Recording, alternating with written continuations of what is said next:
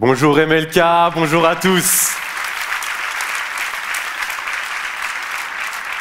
Waouh, c'était un beau moment d'adoration, hein. Je suis d'accord. Écoutez, je vais simplement me présenter avant toute chose. Je m'appelle Ilyes et avec Sarah, mon épouse, on a tout récemment rejoint l'équipe d'MLK avec l'équipe des jeunes adultes.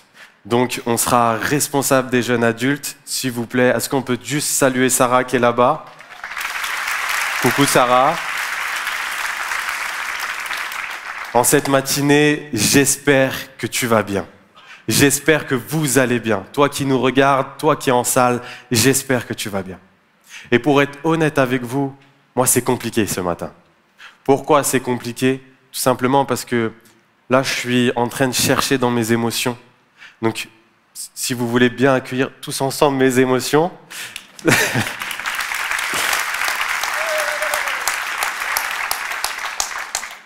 Aujourd'hui, c'est avec émotion, mais je vais vous raconter quelque chose et je vais surtout vous parler de quelqu'un. Et cette personne, c'est un homme de foi, un homme qui m'inspire tellement, un homme qui marche avec foi, droiture et qui reste toujours fidèle à Dieu. Un homme qui est prêt à tout pour sa foi, même à sacrifier son propre fils, même à le renier, même à le regarder dans les yeux alors que ça lui brise le cœur et il se dit « je dois faire la volonté de Dieu ». Et cet homme-là, c'est mon père. Aujourd'hui, peut-être que vous avez pensé à Abraham quand j'ai parlé, peut-être que Abraham est venu à votre esprit, mais moi, j'aimerais vraiment vous parler un peu de moi avant de commencer. Oui, je sais, ça ne se voit pas, je ne suis pas d'arrière-plan breton. Le quota des Bretons est rempli à MLK, donc il fallait innover. Je suis d'arrière-plan musulman. Et aujourd'hui, quand on vient avec ce bagage traditionnel, culturel, quand on choisit de suivre Jésus, tout ne se passe pas comme prévu. Tout ne se passe pas comme on l'aurait espéré. Et d'un côté, on a tout ce bagage culturel, spirituel, traditionnel, familial. Et en face, on a Jésus. Et est-ce qu'on est prêt finalement à payer le prix sur notre culture, sur nos traditions, sur peut-être ce côté familial? Est-ce qu'on est prêt à payer le prix de suivre Jésus? Et moi, j'aimerais simplement vous dire que des hommes de foi m'ont inspiré. Mon père m'inspire. Quand je vois ce père qui est prêt à tout faire pour suivre sa foi. Et quand ton enfant fait quelque chose qui est différent de ta propre volonté, par coutume, tradition, mais surtout par obéissance, par foi, par conviction, tu es prêt à choisir ton Dieu plutôt que ton enfant. C'est vraiment une foi incroyable. Et du coup, je vais simplement nous emmener sur l'histoire d'Abraham. Aujourd'hui, Abraham qui a dû lui aussi renoncer à son fils. Sans plus attendre, on va aller dans Genèse 22 ensemble. On va prendre ce texte où Dieu dit à Abraham, l'appelle par son nom, Abraham. Celui-ci répondit, me voici. Et Dieu dit à Abraham, prends ton fils, ton unique, celui que tu aimes, Isaac. Va-t'en dans le pays de Moria et offre-le en holocauste, sur une montagne que je t'indiquerai. Abraham se lève de bon matin, il prit son âne, il prit 2 serviteurs avec lui, son fils Isaac, il prit du bois, il coupe du bois pour l'holocauste et il part à l'endroit que Dieu lui avait indiqué. Et le 3e jour, Abraham leva les yeux et il vit l'endroit au loin. Il dit à ses serviteurs, restez ici. Avec l'âne, le jeune homme et moi, nous irons jusque-là pour adorer. Et nous reviendrons vers vous. Abraham prit le bois pour l'holocauste. Il chargea son fils Isaac. Il est en train de mettre le bois sur son dos. Et il porta lui-même le feu et le couteau. Et ils marchèrent tous les deux ensemble. Alors Isaac s'adressa à son père. Et il dit, mon père. Et Abraham répond, me voici mon fils. Isaac pose cette question. Voici le feu, voici le bois, mais où se trouve l'agneau pour l'holocauste? J'aimerais simplement remettre ce contexte ensemble. Qu'est-ce que cette histoire est en train de nous dire? Elle nous parle d'un père et d'un fils, certes, mais elle nous parle aussi d'obéissance, de foi, de sacrifice. Aujourd'hui, Abraham a eu un enfant qui lui était promis, le fils de sa promesse que Dieu lui avait fait. Aujourd'hui, peut-être que Dieu t'a fait une promesse. Peut-être que toi, tu es cette promesse. Et là, tu dois tout.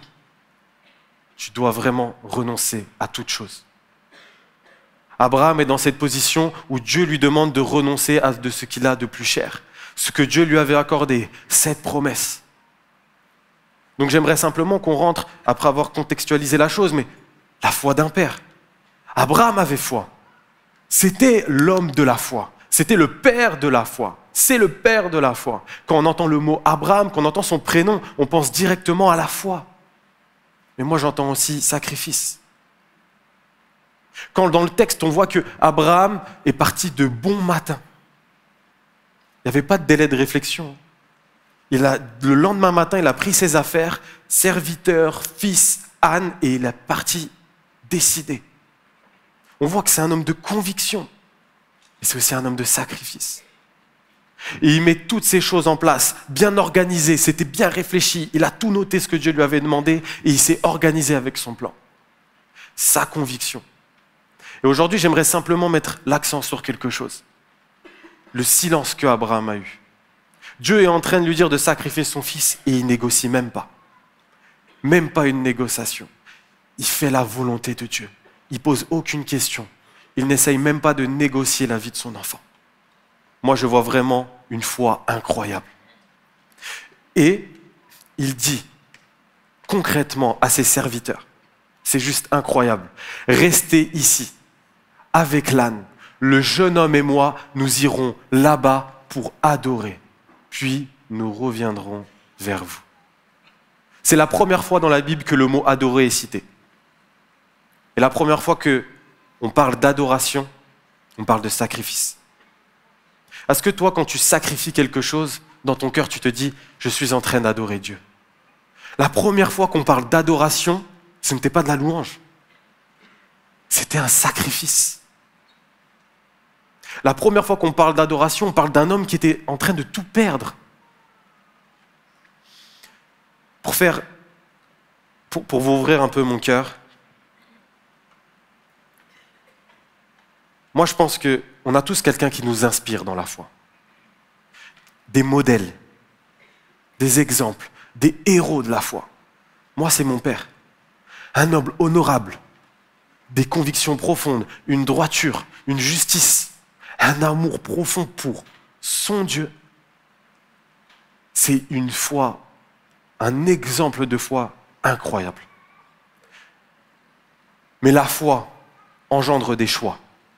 Quand tu as foi, tu dois faire des choix. Et aujourd'hui, ces choix que Abraham a dû faire, les choix que tu dois faire ne sont pas sans peine. Le choix d'un père qui choisit la foi engendre de la peine. Quand tu choisis de faire comme Abraham, une croix sur ta promesse, une croix sur ton enfant, de renoncer à ton enfant. Il était déjà en train de faire le deuil de son enfant quand il entendait ce que Dieu était en train de lui dire. Il était prêt à obéir à Dieu. Mais la vérité, c'est qu'Abraham souffre. Parce que la personne qui est en train d'utiliser ta vie est persuadée de servir Dieu. Et dans cette histoire, on a tout le temps l'habitude d'entendre parler d'Abraham, de sa foi, le père de la foi. Et toujours cette question revient. Est-ce que toi, tu serais prêt à sacrifier ton fils si Dieu te le demandait? Ce n'est pas la question que je vais te demander aujourd'hui. Ce n'est pas la personne qu'on va voir ensemble aujourd'hui. Aujourd'hui, dans cette histoire, il y a Abraham, certes, mais il y a une deuxième personne. Il y a un fils qui a dû se sentir trahi. Et on va rentrer ensemble dans ce point, trahi par les hommes, trahi par l'homme. La souffrance d'un fils. Et on va reprendre ce verset ensemble. Isaac porte lui. Donc on est d'accord que Abraham était en train de dire à Isaac, porte le bois. Je trouve ça juste incroyable. Abraham sait ce qui va se passer et il demande à son propre fils de porter le bois sur lequel il va être tué. À la même image que Jésus. Abraham est en train de dire à son fils, porte le bois, alors que c'est l'instrument qui va être utilisé pour prendre sa vie. Et Abraham est en train de lui prendre le feu, le couteau. Ils marchent tous les deux ensemble. Et Isaac s'adresse à Abraham en lui disant « Mon père ». Et son père répondit « Me voici, mon fils ». Isaac reprit en disant « Voici le feu, voici le bois, mais où se trouve l'agneau pour l'Holocauste ?» Moi, dans ces questions-là, je comprends juste une chose. Isaac, il était dans l'incompréhension. Isaac se sentait trahi. Isaac a peut-être eu un sentiment d'injustice dans la souffrance profonde. Quand tu souffres profondément, tu cries à Dieu et c'est naturel. Et Isaac est en train de crier à son père. Qu'est-ce qui se passe? Qu'est-ce qui est en train de se passer? Parce que face à cette épreuve qui te tombe dessus, tu te dis peut-être c'est trop gros. Isaac aussi, devant cette montagne, quand il est arrivé avec son père, il se disait mais comment on va faire? Il manque quelque chose là. Ça fait 3 jours que je suis avec toi, mais il manque quelque chose. Peut-être que cette situation que tu es en train de subir, tu ne la comprends pas. Mais autour de toi, tu vois que tout est en train de changer. Tu vois peut-être ton épreuve, ton père, te mettre du bois sur le dos. Peut-être que ton épreuve est en train de peser à un poids immense et tu te dis, mais cette épreuve-là va causer ma mort. Ce bois-là sur mes épaules va causer ma mort. Cette épreuve que j'ai sur le dos va me faire mourir. Et nous voyons quelque chose. C'est qu'Isaac, il pose vraiment des questions précises à son père. Il y a le bois, le feu, mais pas d'agneau. 3 jours de marche. Quand on lit cette histoire, en premier temps, on croit vraiment que ce voyage, il a duré une journée. Ils sont montés dans la montagne, ils sont arrivés, les serviteurs restent, moi et le fils, nous allons adorer Dieu. Ça a duré 3 jours, ce voyage. 3 jours de marche. Où au début, tu es avec des serviteurs, tu es avec ton père, tu es avec un âne. Et là, on te dit, il n'y a plus de serviteurs. Il y a toi, ton père, de quoi faire un sacrifice, mais pas d'agneau. Isaac devait vraiment être dans un état de souffrance, dans un état d'incompréhension, de questionnement, de réflexion. Isaac, il est en train de chercher des réponses vers son père, car il a confiance en lui. Isaac était habitué au miraculeux. C'était le fils de la promesse. Il a vu les miracles de Dieu dans la vie de son père, dans la vie de sa mère, dans son entourage.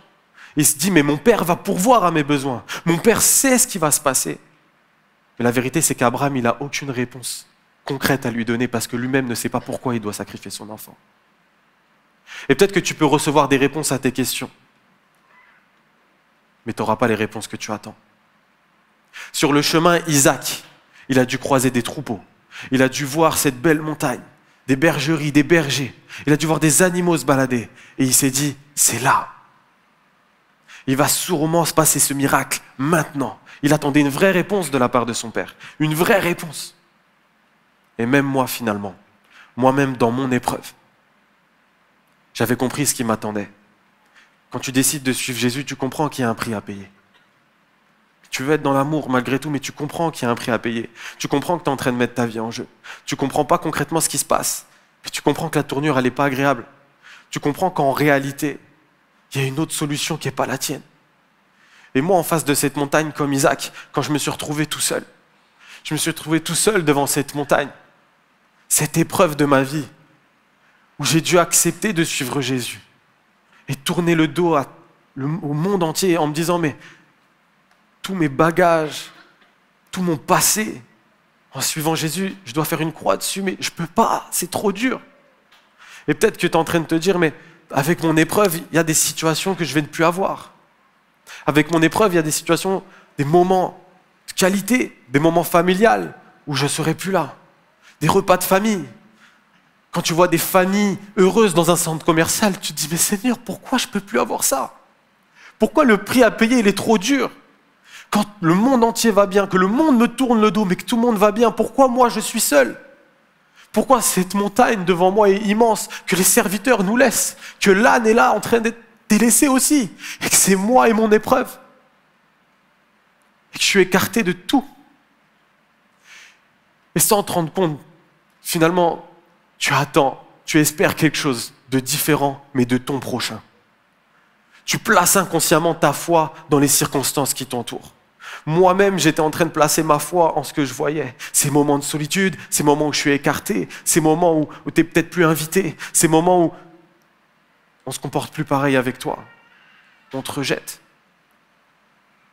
Et tu comprends que les circonstances ne doivent pas impacter ta foi. Et t'espères à chaque fois que moi-même, dans ma situation, dans mon épreuve, dans ma vie familiale, dans ma vie sociale, dans mon travail, j'espérais toujours quelque chose de différent. J'espérais que Dieu agisse dans le miraculeux d'une manière différente. Mais j'étais déçu. Parce que finalement, j'étais déçu pourquoi ? Parce que j'attendais que Dieu réponde de la manière dont j'avais envie. Alors qu'en vérité, j'ai dû passer 2 ans dans le désert. Je ne sais pas combien de temps dure ton trajet dans cette montagne. Abraham et Isaac ont mis 3 jours. Moi, j'ai mis 2 ans. J'ai mis 2 ans à marcher dans cette montagne. À me dire, Seigneur, pendant 2 ans, ma vie familiale est chaotique, humainement. Ma vie sociale est chaotique, humainement. Seigneur, tous les soirs, je pleure, tout seul, dans mon appartement, dans ma voiture. Je me sens seul. Pendant 2 ans, mon trajet dans cette montagne, comme Isaac, était catastrophique, humainement. Mais je ne comprenais pas dans quel chemin j'étais finalement. Parce que cette montagne t'amène quelque part de bien précis. Alors je te prie, toi qui es dans cette salle, reste accroché. Toi qui es à l'écran, reste accroché. On va quelque part de bien précis dans cette montagne. Et généralement, oui, tu souffres. Oui, tu souffres. Tu souffres de ce que tu vois, tu souffres des réponses qu'on te donne et tu souffres du temps qui passe dans ton épreuve. Tu vois cette montagne, tu vois des réponses à tes prières, mais ce n'est pas ce que Dieu veut te donner. Tu vois des réponses de ceux qui sont en train de t'entourer à tes questions, mais tu ne t'attends pas à ces réponses-là. Et les questions que tu peux te poser, c'est, en vrai, est-ce que j'attends, en réalité, est-ce que j'attends des bonnes personnes ? Et qu'est-ce que j'attends de mes questions ? Et où je cherche mes réponses ? Envers qui ? Et moi, ma clé dans mon questionnement, ma clé dans ma solitude, ma solution, ça a été la compassion. Toutes les réponses où j'ai pas eu de toutes les questions où j'ai pas eu de réponse, toutes les fois où je me suis senti seul, j'ai décidé d'avoir de la compassion. C'était un choix, mais c'était tellement dur. Tellement dur. De la compassion dans ma situation, de la compassion envers mes proches, de la compassion envers ceux qui me tournaient le dos, de la compassion envers ceux qui ne voulaient plus de moi parce que j'étais devenu chrétien, de la compassion envers une vie professionnelle qui était différente de ce que j'imaginais. Et en fait, finalement, je te dis, mais comment atteindre cette compassion ? Comment être en paix alors que je suis dans l'épreuve ? Comment être en paix alors que rien ne va dans mon sens ? Il faut crier à Dieu. Comme ça a été dit, c'est un cri naturel. Il faut crier à Dieu parce que quand tu es dans la souffrance, tu cries à Dieu. Comment moi j'ai atteint cette compassion ? J'ai dû crier à Dieu. Un soir dans ma voiture, je lui ai dit, donne-moi la paix. Donne-moi cette paix. Alors que j'étais rejeté, alors que j'avais une vie qui était humainement pas agréable, j'ai dit, Seigneur, ce soir, je t'en supplie, donne-moi cette paix que toi tu donnes, cette paix qui surpasse toute intelligence. Et je veux regarder toutes mes épreuves, je veux regarder ma solitude, je veux regarder toutes mes pensées qui m'abattent, qui me mettent loin de toi et dire, ta volonté Seigneur et pas la mienne. Je veux te dire, Seigneur, je veux faire ta volonté et pas la mienne.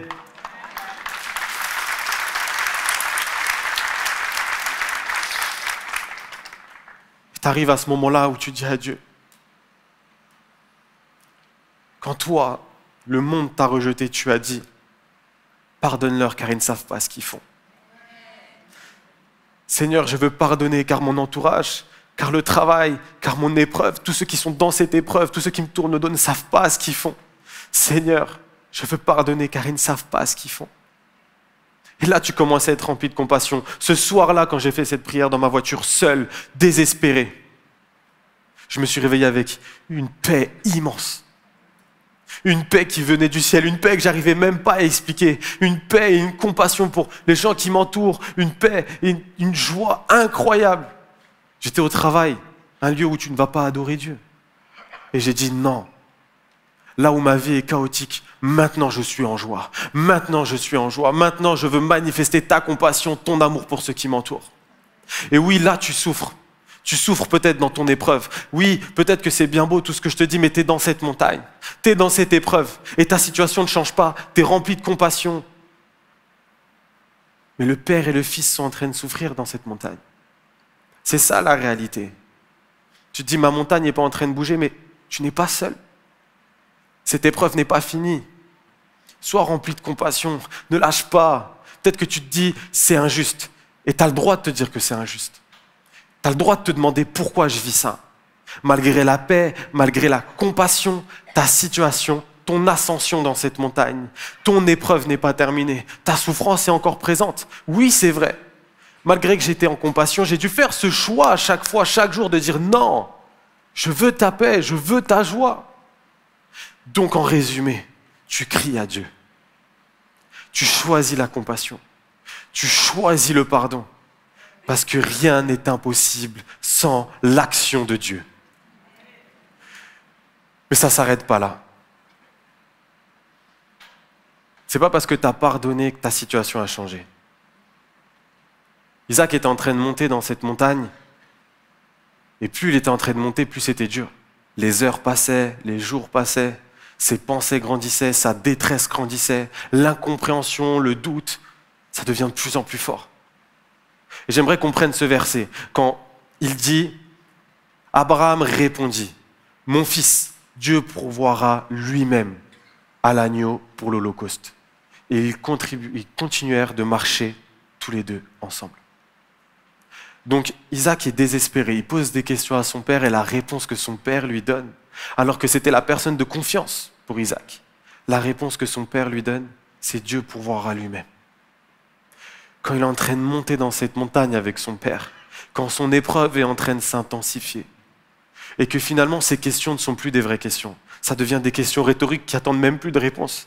Parce que la vraie question d'Isaac, il était en train de comprendre ce qui allait se passer. Il a dit clairement, où est l'agneau pour l'Holocauste? Où est l'animal pour ce sacrifice? Et Dieu lui dit, Abraham lui dit, mais Dieu pourvoira lui-même. La vraie question d'Isaac, le vrai cri de son cœur, le vrai cri de ton cœur quand tu es dans l'épreuve, c'est pas où est l'agneau? C'est Dieu quand tu vas agir. C'est quand que tu vas agir. Dieu, jusqu'à quand? Jusqu'à quand cette épreuve va durer? Et là, je me mets dans l'état d'Isaac. Je me mets dans... Qu'est-ce qu'il pensait, Isaac? Il a dû se sentir abandonné. Après être trahi par les hommes, il a dû se sentir abandonné de Dieu. Abandonné par Dieu. Et quand Isaac était là, c'est sûr que cette question est venue. Qu'est-ce que j'ai fait pour être sacrifié? Pourquoi je suis là? Et c'est une question que tu te poses peut-être dans ton épreuve. Pourquoi je suis là? Pourquoi moi? Et ce soir-là, quand moi j'ai décidé, après des mois et des mois de prière, d'être dans mon appartement étudiant, de mettre mes genoux par terre et de dire à Dieu, en fait Seigneur, tu m'as donné cette paix, tu m'as donné cette compassion, mais pourquoi?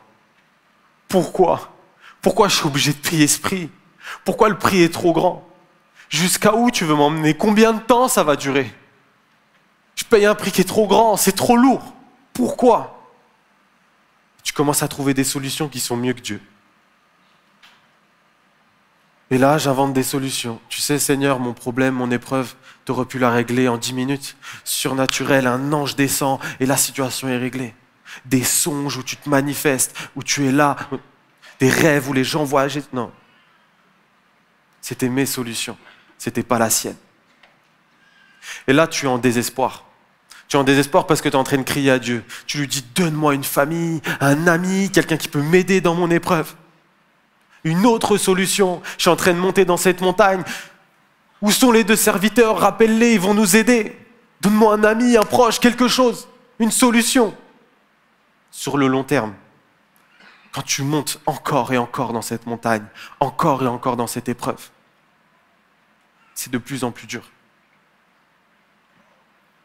Quand tu vois ton entourage renoncer à toi-même, quand tu vois cette épreuve qui est en train de te nuire, moi personnellement j'ai eu mal. J'ai eu mal parce que je trouvais pas ça juste.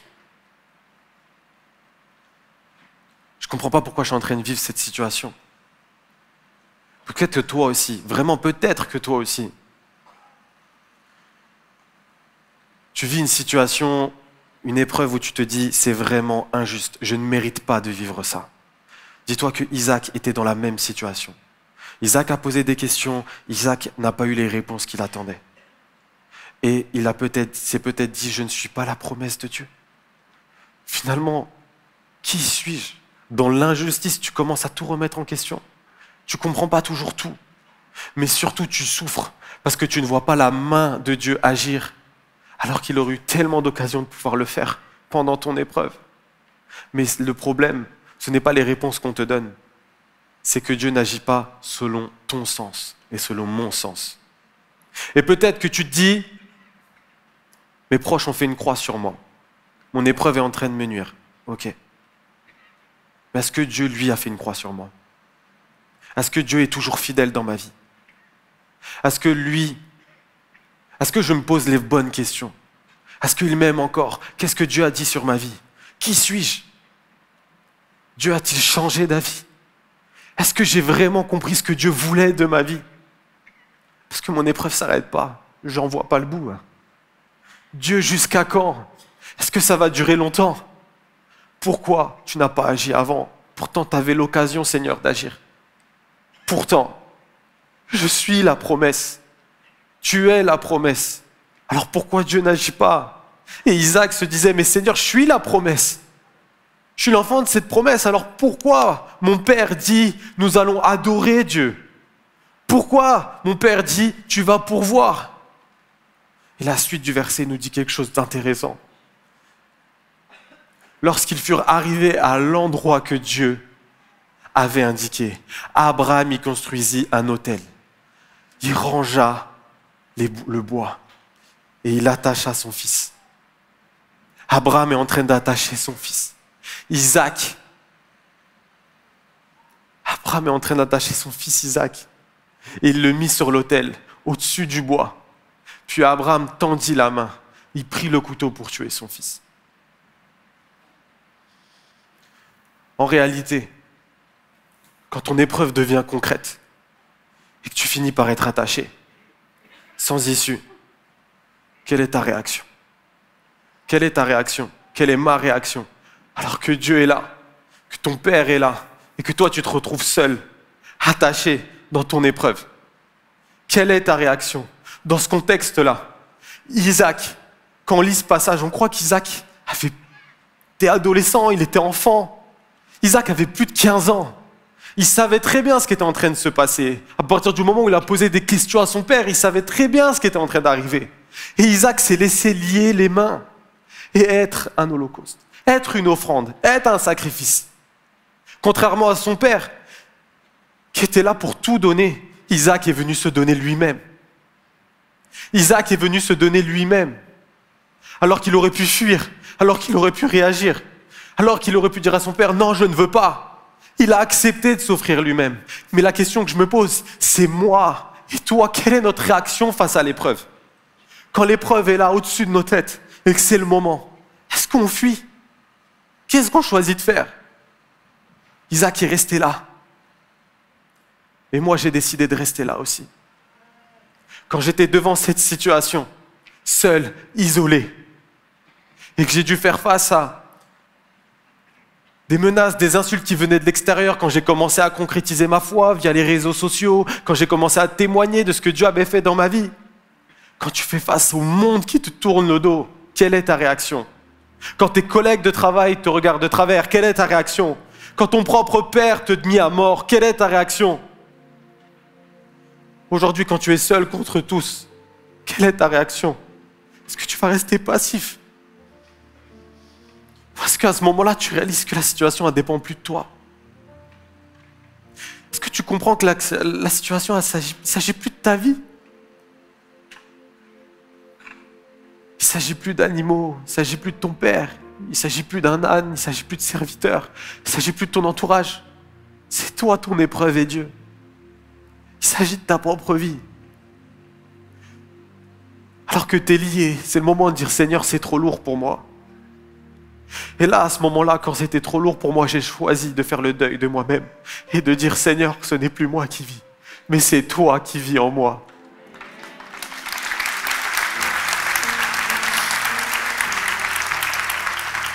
Alors que tu es là dans cette situation et que tu fais le deuil de toi-même, Tu fais le deuil de ton passé, tu fais le deuil de ce qui te définissait, tu fais peut-être le deuil de ta culture.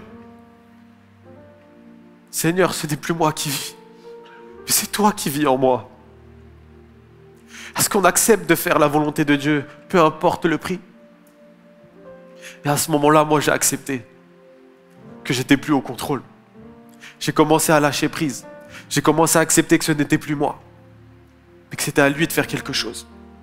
Peu importe les questions que je me posais, peu importe les solutions que je pouvais créer, c'est lui qui peut agir, c'est pas moi. Et mon choix, ça a été de faire cette prière. Ta volonté, mais pas la mienne. Ta décision, Seigneur, et pas la mienne. Je décide de me remettre entre tes mains, Seigneur, et pas entre les mains de ceux qui m'entourent. Je décide que c'est toi qui es au contrôle. Parce que pour vivre la délivrance, il faut être dans le feu. Pour vivre le miracle, il faut être dans l'épreuve. Et seul le miracle peut te sortir de cette situation. Seul le miracle, seule ta foi peut te tenir quand tu es tout en haut de cette montagne et que ton épreuve est la plus intense possible. Et il ne faut pas lâcher parce que tu es arrivé tout en haut. Et tu fais ce choix de te rendre plus entre les mains des autres, plus entre les mains de ton épreuve, mais entre les mains de Dieu. Alors que tu fais ce choix, alors que tu crois réellement, tu es en train de le croire, ton entourage peut se tromper sur ta vie. Et laisse-moi te dire que Dieu, lui, ne se trompe jamais sur ce qu'il a dit de toi. Alors que toi qui montes sur cette montagne, dans la difficulté, dans l'épreuve, qui est prêt à tout pour faire la volonté de Dieu, peu importe à quel point tu souffres dans cette montée, peu importe à quel point tu souffres dans cette montagne, et que tu te demandes jusqu'à quand, mais la vraie question c'est jusqu'où? Jusqu'où tu vas aller? En haut de cette montagne. Quand tu seras en haut de cette montagne, garde courage et sache que Dieu t'attend en haut et qu'il est au rendez-vous pour agir pour ta vie. Alors s'il te plaît, lève-toi. Levons-nous ensemble. Dieu est là pour agir pour ta vie. Toi qui es dans cette épreuve, tu es arrivé en haut de cette montagne. Peu importe à quel point c'était long, peu importe à quel point c'était dur, tu es arrivé en haut et Dieu est au rendez-vous. Dieu est là au rendez-vous pour ta vie. Alors chante ce chant, déclare-le et crois vraiment que Dieu est là pour ta vie.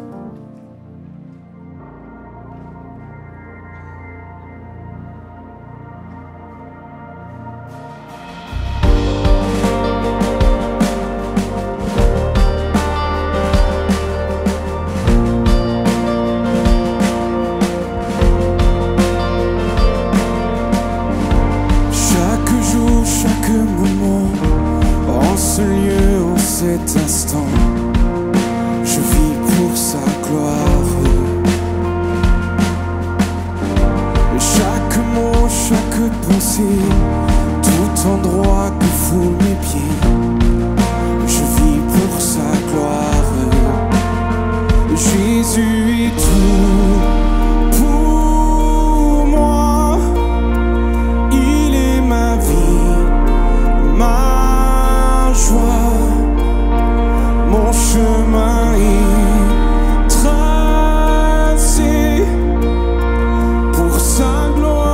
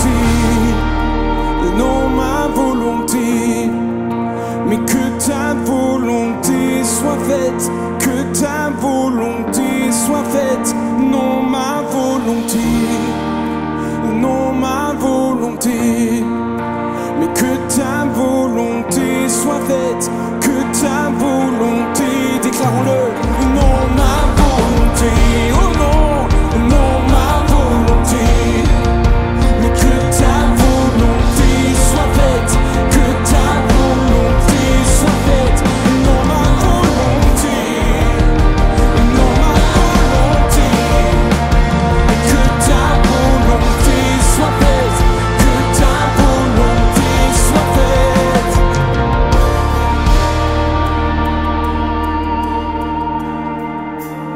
Alors que tu es en train de dire Seigneur, ta volonté mais pas la mienne. Tu es en train de déclarer quelque chose de puissant. Tu dis Seigneur, ta volonté mais pas la mienne. Laisse-moi te dire que moi je suis content. Je suis content d'avoir monté dans cette montagne. Je suis content d'être monté dans cette montagne, de ne pas avoir abandonné. Et aujourd'hui dans ton épreuve, je crois que tu montes aussi dans cette montagne et que tu n'abandonnes pas. Dans cette montagne que tu viens de traverser, dans cette épreuve que tu traverses, Dieu est en train de te transformer. Il était en train de transformer Isaac dans cette épreuve. Et moi, je suis content d'être monté sur cette montagne avec toi. Parce que Seigneur, tu m'as transformé. Et laisse-moi te dire, sache quelque chose de bien précieux. L'épreuve est une relation particulière que tu as avec Dieu. C'est les plus grands cœur à cœur que tu auras avec Dieu. Ne laisse personne te dire que l'épreuve est négative. Cette montée dans la montagne est horrible humainement, mais c'est le plus grand cœur à cœur que tu as avec Dieu. Ton épreuve est la relation particulière entre toi et Dieu. Et j'aimerais simplement qu'on continue ce verset ensemble. Alors que l'ange de l'Éternel l'appela depuis le ciel et dit « Abraham, Abraham ». Et là, il répond encore « Me voici ». C'est le plus grand « Me voici ». Un « Me voici » de délivrance. Un « Me voici » de joie. Et l'ange dit, ne porte pas la main sur l'enfant et ne lui fais rien. Car je sais maintenant que tu crains Dieu et que tu n'as pas refusé ton fils unique. Abraham leva les yeux et vit derrière lui un bélier, retenu par les cornes, dans un buisson. Il alla le prendre, il prend ce bélier et l'offrit en holocauste. Il l'offre en sacrifice à la place de son fils. Et Abraham donna le nom, un nom bien précis à cet endroit. Yahvé Jireh. Et c'est pourquoi aujourd'hui on dit, à la montagne de l'Éternel, il sera pourvu.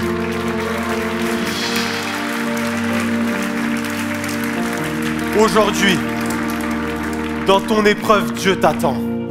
Dans cette montagne, Dieu est au rendez-vous. Il est au sommet et il t'attend pour ta vie. Dans cette épreuve qui te semble perdue, dans cette épreuve où tu te sens délaissé, seul, éprouvé, commence à dire, là où je perds tout, Yahvé Jireh. Dieu pourvoit dans mon épreuve. Dieu pourvoit dans mon épreuve. Alors que tout semble détruit, tout semble perdu, Dieu est en train de pourvoir dans ta vie. Dieu a pourvu avec un bélier pour Isaac. Mais une offrande et un sacrifice bien plus grand a été fait pour nous. Celui de Jésus. Et maintenant, oui, il est la solution pour ta vie. Mais il est aussi la solution pour chaque épreuve que tu traverses. Alors s'il te plaît, commençons à faire comme Abraham, mais surtout comme Isaac. Commençons à crier, j'irai, je n'ai que toi. J'irai, je n'ai que toi.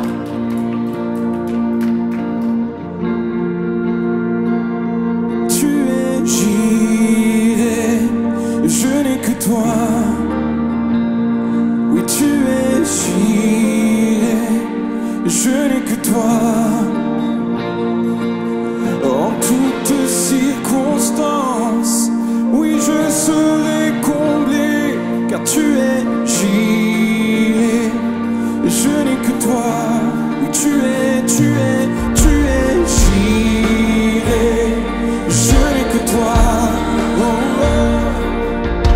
J'irai, je n'ai que toi. En toute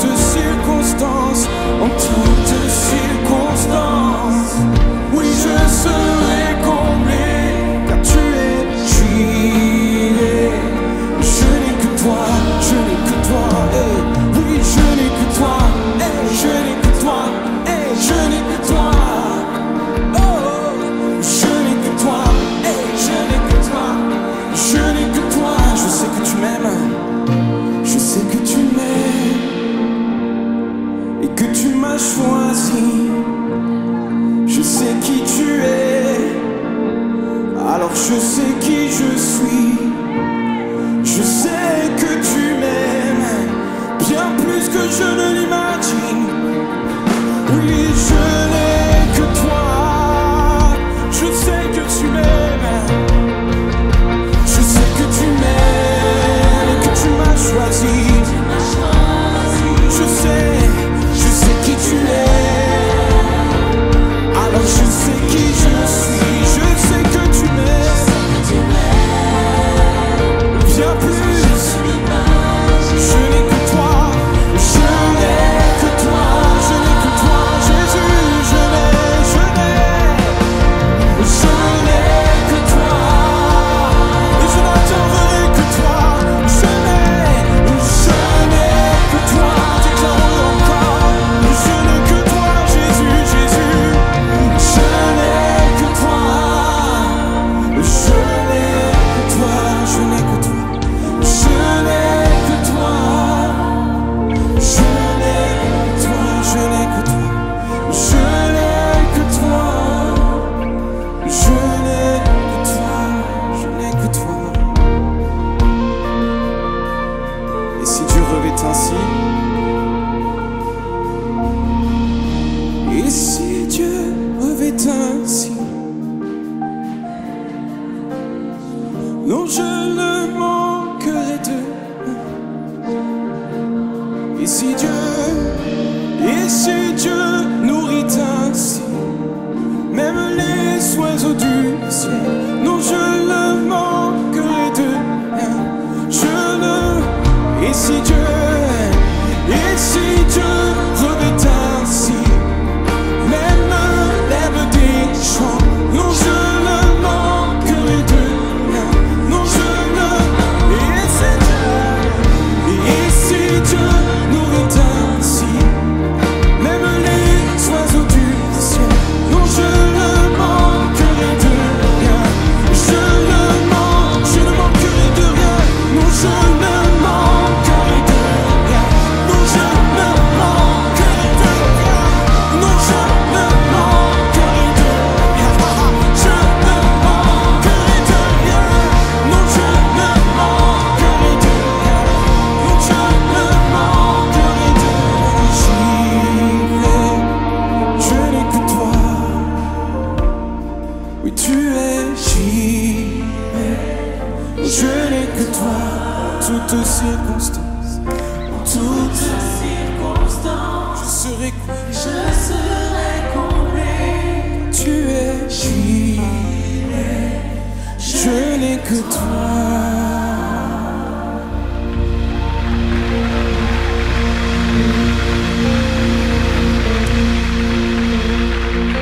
Et là aussi, Dieu notre Père a pourvu en donnant Jésus son Fils. Il est allé jusqu'au bout sur la croix. Et on veut prendre ce temps, on va terminer cette célébration en partageant le pain et le vin. Si tu as accepté Jésus comme ton Seigneur, ton Sauveur, tu peux participer à ce temps. Chacun est libre, encore une fois, de le faire. Il y a plusieurs stands à droite, à gauche de la salle. Vous pouvez vous diriger tout tranquillement et partager le pain et le vin, communier. Et c'est ce que Jésus nous a demandé de faire à chaque fois qu'on se rassemble. Alors on ne peut pas le faire toutes les célébrations, mais le premier week-end du mois, c'est un temps qu'on veut vivre. Alors voilà, c'est un temps, chacun vient librement, partageons ce pain, ce vin et rappelons-nous que tout est accompli. Jésus a été l'agneau immolé. Il a été jusqu'au bout à la croix, son sang a coulé pour notre rédemption, pour notre salut. Dieu a pourvu. Amen. Amen. Alors allez-y, je vous laisse vous déplacer.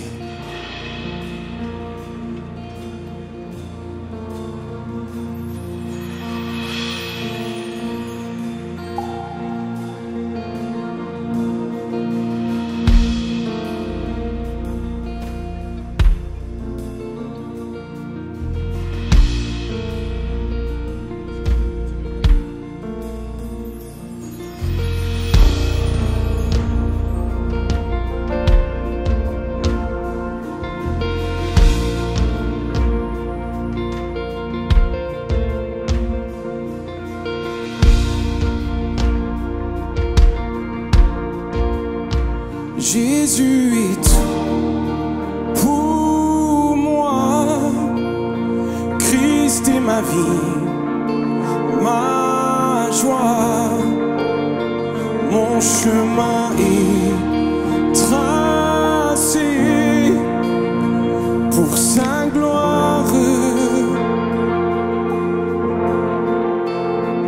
Il a payé le prix. Merci Jésus, son amour suffit.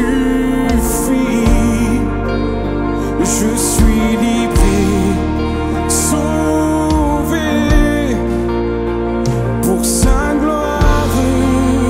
Jésus est tout pour moi. Jésus est tout pour moi. Christ est ma vie, ma joie.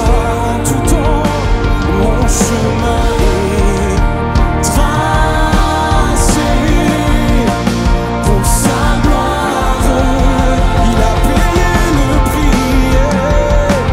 Il a payé le prix. Son amour suffit. Merci Jésus, je suis livré, sauvé pour sa gloire, pour sa gloire. Non ma volonté mais la tienne. Oh non ma volonté, oh non ma volonté. Mais que ta volonté soit faite, que ta volonté soit faite. Non ma volonté, non ma volonté. Mais que ta volonté soit faite, que ta volonté soit faite. Non ma volonté, non ma volonté. Mais que ta volonté soit faite, que ta volonté, Jésus, soit faite. Non ma volonté, non ma volonté. Mais que ta volonté soit faite, que ta volonté soit faite.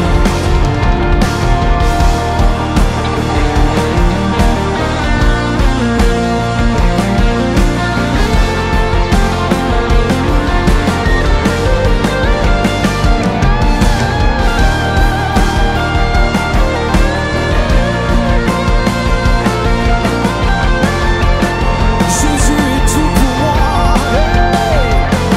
Jésus est tout pour moi. Christ est ma vie, ma joie. Mon chemin est tracé pour sa gloire, pour sa gloire. Il a payé,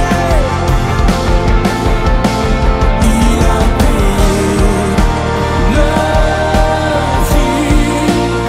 Son amour suffit.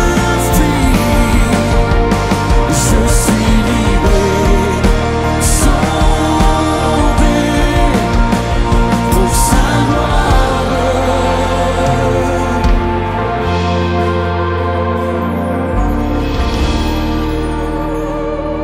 Merci Jésus, merci Jésus, merci Jésus.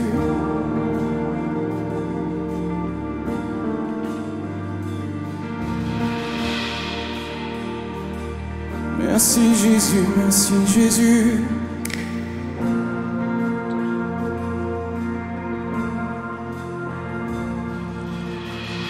Chaque jour, chaque moment, en ce lieu, en cet instant, je vis pour sa gloire.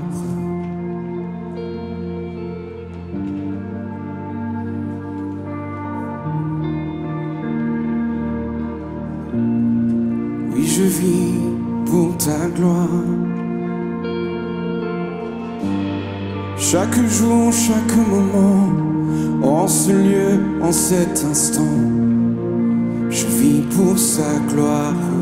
Chaque mot, chaque pensée, oui, chaque mot, chaque pensée, tout endroit que foulent mes pieds, je vis pour sa gloire. Jésus est tout, Jésus est tout pour moi. Christ est ma vie, ma joie. Mon chemin est tracé pour sa gloire.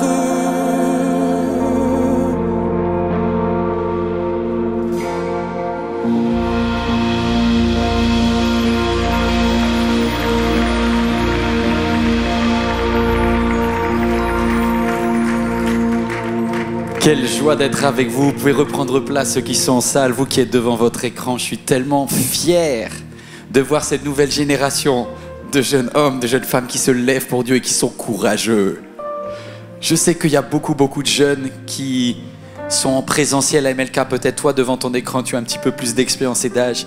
Mais je suis fier de voir des jeunes comme Ilyes qui prennent le risque d'assumer leur foi pour Jésus comme lui. Toi qui es peut-être un agent secret de Dieu dans ton travail, là. Sois courageuse, sois courageux. Monte ta montagne de Morija. Sois courageuse, sois courageux. Tous ceux qui ont besoin de prière, parce que les moments que tu vis sont peut-être difficiles, écrivez-nous à prière@églisemlk.fr. Juste pour information, chaque mercredi c'est prière maintenant. Vous pouvez aller sur la chaîne YouTube Église MLK, vous avez en direct. C'est la célébration qui est en direct, c'est celle du jeudi. Le mercredi, c'est prière. J'ai dit jeudi, c'est avant. Oubliez jeudi, c'est mercredi. Mercredi, c'est prière. Et donc, vous pouvez commenter sur le chat, mais vous avez également une ligne téléphonique pour pouvoir appeler. Et il y a toute une équipe qui prie là. Et je suis très heureux de faire partie de ces personnes qui sont dans l'équipe prière avec maman Joël. Bénissez les personnes qui prient pour vous parce qu'elles vous portent. Je remercie de tout mon cœur toute personne qui est fidèle dans ses dons, dans ses dîmes, dans ses offrandes. Jeveudonner.fr. Personne ne doit donner par obligation.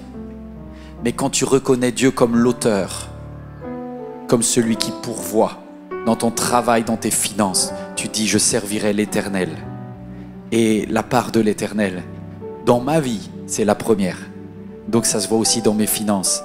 Peut-être que certains vous avez dit waouh, c'est fou ce qui est en train de se passer et il y a un bâtiment qui va probablement s'agrandir, on va multiplier par 3 la surface de MLK d'ici, ça va prendre un petit peu de temps, mais on a lancé les constructions et j'espère pouvoir vous montrer les premières esquisses et les premières ébauches de ce nouveau palais des congrès de capacité de 4000 places d'ici 1 mois. À la fin du mois, on a notre objectif d'atteindre ce qu'il faut pour commencer les démarches avec l'architecte. Vous pouvez scanner ce QR code, soit vous pouvez faire un don ponctuel. On a déjà fait 60% en un mois, je suis trop content, on est bien.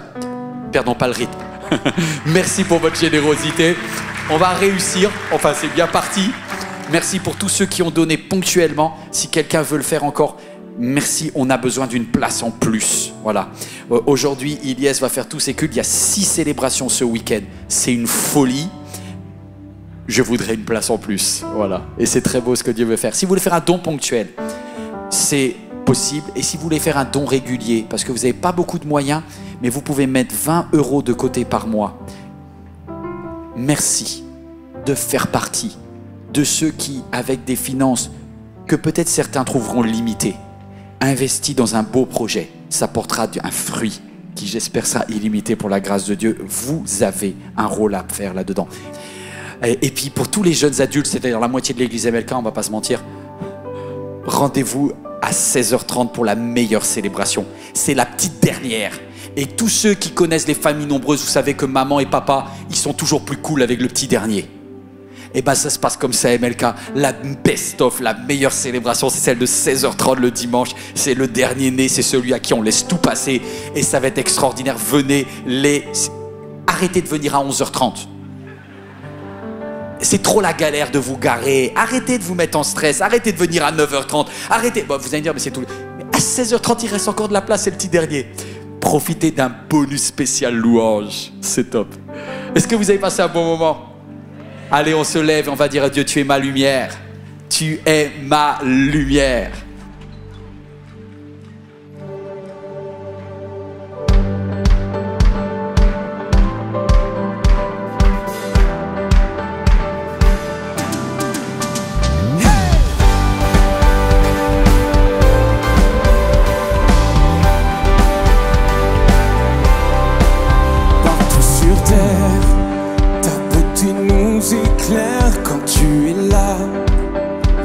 devient lumière, tu es le fleuve qui jaillit du désert et le chemin au milieu de la mer. Hey!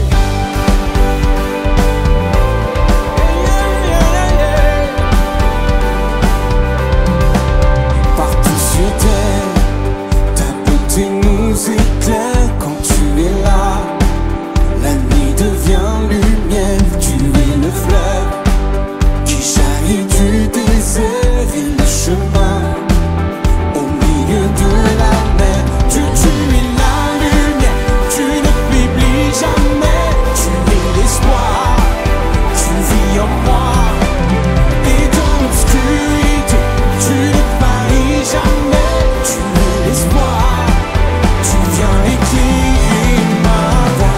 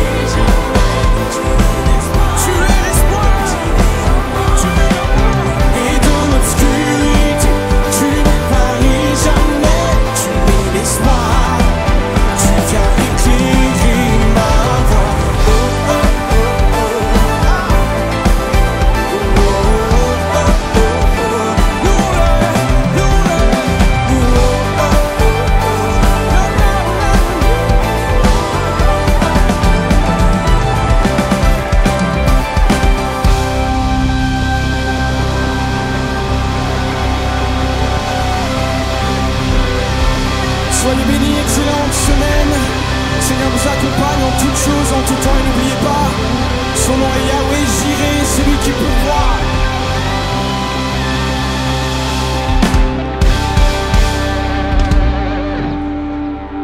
Cette vidéo t'a parlé? Clique sur j'aime. N'oublie pas également de t'abonner et de déclencher les notifications. Si cette vidéo t'a touché, elle peut aussi faire du bien à ceux qui t'entourent. Prends 5 minutes pour la partager à un proche ou à un ami qui en aurait besoin.